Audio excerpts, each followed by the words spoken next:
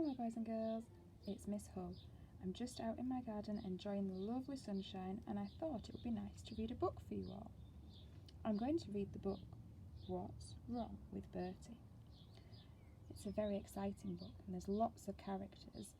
Some of the words repeat as well, so if you're reading along at home and you think the words are coming up, please join in with me too. I hope you enjoy it.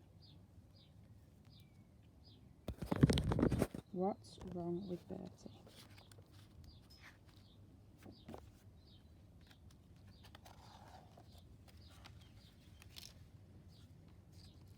Bertie was a very clever little bunny. He could write the most amazing stories, he could draw the most fantastic pictures, and he could sing the most wonderful songs. All Bertie needed was some peace and quiet. But Bertie the bunny had 14 brothers and sisters, so peace and quiet was something Bertie never got. Whenever he thought he was alone, along would come Boris and Betty and Billy and Belle and Barry and Brenda and Brian as well, and Bobby and Bradley and Beatty and yes, Barney and Beryl and Barbara and Bess, and they soon spoiled everything. "Hey Bertie," they would say, bouncing up and down.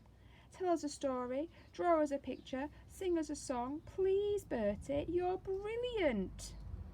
"Oh, all right," Bertie would say. Bertie loved his brothers and sisters, but he was fed up. He had to get some peace and quiet, or he would go bonkers. Then one day, Bertie had an idea. He decided to try hiding from them. "They'll never find me by the hedge at the edge of the meadow," he thought, and smiled to himself. Bertie bided his time, then sneaked out of the bunny hole and hoppity-hopped across the meadow as fast as he could.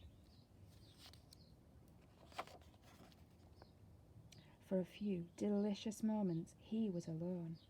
It was very peaceful and quiet. Bertie watched the frantic ants, and he listened to the buzzy bees, and he sniffed the sweet-smelling flowers. But then along came Boris and Betty and Billy and Belle and Barry and Brenda and Brian as well, and Bobby and Bradley and Beatty and yes, Barney and Beryl and Barbara and Bess, and they soon spoiled everything. "Hey Bertie," they said, bouncing up and down. "What are you doing? Bet it's something really exciting. Can we play?" "No, you can't," said Bertie crossly. Then he hoppity-hopped back to the bunny hole, muttering all the way. That evening, Bertie was a very grumpy bunny. What's wrong with Bertie? Everybody wanted to know. The next day, Bertie decided to try hiding outside again. "They'll never find me by the bank of the rippling river," he thought, and he smiled to himself. Bertie bided his time, then sneaked out of the bunny hole and hoppity-hopped to the bank of the river as fast as he could go. For a few delicious moments, he was alone. It was very peaceful and quiet. He watched the fish swishing, listened to the croaky frogs, and he sniffed the rich, muddy smell of the river. But then along came Boris and Betty and Billy and Belle and Barry and Brenda and Brian as well, and Bobby and Bradley and Beatty and yes, Barney and Beryl and Barbara and Bess, and they soon spoiled everything. "Hey Bertie," they said, bouncing up and down. "There you are. For a while we thought you were actually hiding from us." "What gave you that idea?" said Bertie crossly. Then he hoppity-hopped back to the bunny hole, muttering all the way. That evening, Bertie was a very grumpy bunny. Indeed, in fact, he was so grumpy he even shouted at his teddy bear. "What's wrong with Bertie?" everybody whispered. The next day, Bertie decided to try hiding outside one more time. "They'll never ever find me in the wild, windy wood," he thought to himself and smiled.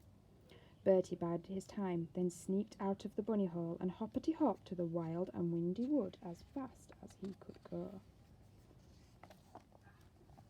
He went in beneath the trees, where it was very peaceful and very quiet. He was truly, deliciously alone at last. Bertie watched a seed pod twirling and whirling down to the ground. He listened to the birds twittering. He sniffed the leaves and felt the gentle evening breeze. Bertie thought of amazing new stories to write, fantastic new pictures to draw, and wonderful new songs to sing, but there was something missing. Bertie had no one to share them with. Besides, the sun was setting, and the darkness was creeping slowly towards Bertie. An owl hooted, and there was a howling in the distance. Suddenly, Bertie heard a rustling in the bushes. It got nearer, and nearer, and nearer. Bertie trembled with fear. Then along came Boris and Betty and Billy and Belle and Barry and Brenda and Brian as well, and Bobby and Bradley and Beatty and, yes, Barney and Beryl and Barbara and Bess. They soon made Bertie feel much better.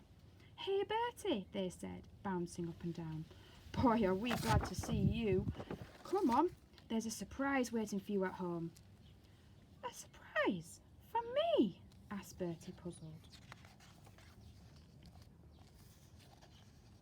Then 15 brothers and sisters happily hoppity-hopped back to the bunny hole together as fast as they could go.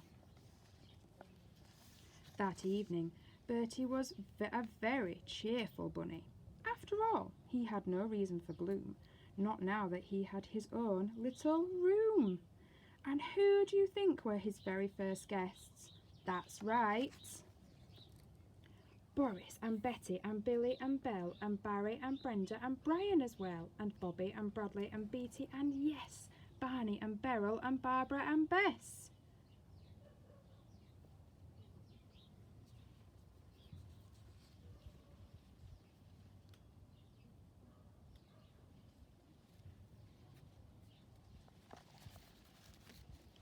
The end. I really hope you enjoy that story, boys and girls. Keep smiling and stay safe. Bye!